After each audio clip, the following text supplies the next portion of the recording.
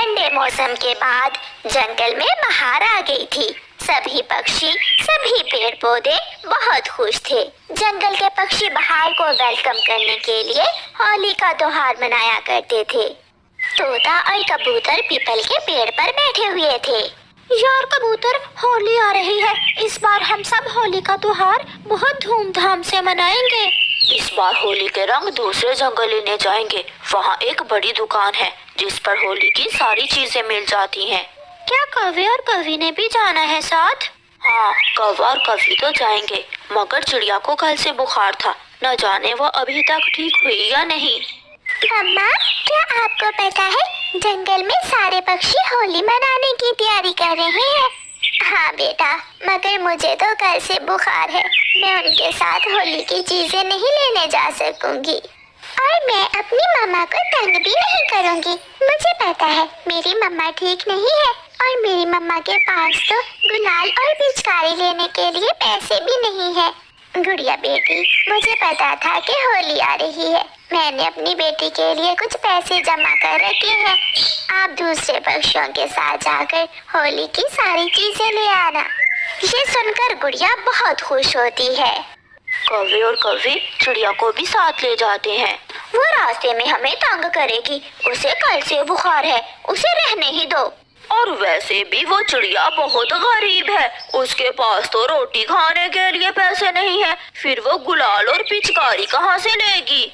सब बैठे ऐसे बातें कर रहे थे कि वहाँ गुड़िया आ जाती है। गुड़िया, तुम अकेली? तुम्हारी मम्मा कहाँ है? मम्मा को बुखार था। मम्मा ने मुझे भेजा है आपके साथ जाने के लिए। देखो तो, आई बड़ी सियानी अम्मा। लाओ, अपना ये पाउच मुझे पकड़ा दो। दूसरे जंगल होली की दुकान पर जाकर ले लेना। फिर वो सब वहाँ से उड़ते हैं। रास्ते में जाते जाते कौवा और कौवी पीछे रह जाते हैं और एक पेड़ पर बैठ जाते हैं। गोरी, लो जल्दी जल्दी से उस छोटी चिड़िया के पाउच को खोलकर इसमें से पैसे निकाल लो। दिखने में बहुत गरीब लगती है वो चिड़िया, और देखो तो कैसे अपनी बेटी को पूरा 500 देकर भेजा है होली की चीजें लेने। गोरी गुड़िया के पाउच से 500 रुपए निकाल कर उसका पाउच खाली कर देती है और वो दोनों पति पत्नी दूसरे पक्षियों के पीछे पीछे उड़ते हैं। मुझे वो बड़ी वाली पिचकारी दो। हम सब गुलाल इकट्ठे खरीद लेते हैं और वापस जाकर आपस में बांट लेंगे। कौवा और कौवी भी दिल खोलकर होली की चीजें ले रहे थे, क्योंकि उन्होंने गुड़िया के पाउच से भी पैसे निकाल लिए थे।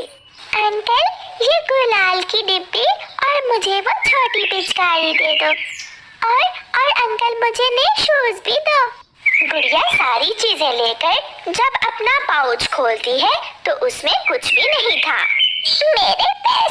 मेरे पैसे नहीं है। अंकल कालू, गोरी आंटी, मेरे पाउच में से पैसे आपने निकाल लिए हैं। एक थप्पड़ लगाऊंगी मैं तेरे। आई बड़ी पैसों वाली, मांग कर तेरी माँ गुजारा करती है। तेरे पास पैसे कहाँ से आएंगे? एक तेरा इतना बड़ा पाउच में उठा कर लाया और दूसरा तुम हम बड़े पक्षियों पर चोरी का इल्जाम लगा रही हो। गुड़िया बेटी, तुम्हारी मम्मा ने तुम्हें पैसे दिए ही नहीं होंगे। सब याद करो, पिछली बार भी चिड़िया के पास होली पर पैसे नहीं थे।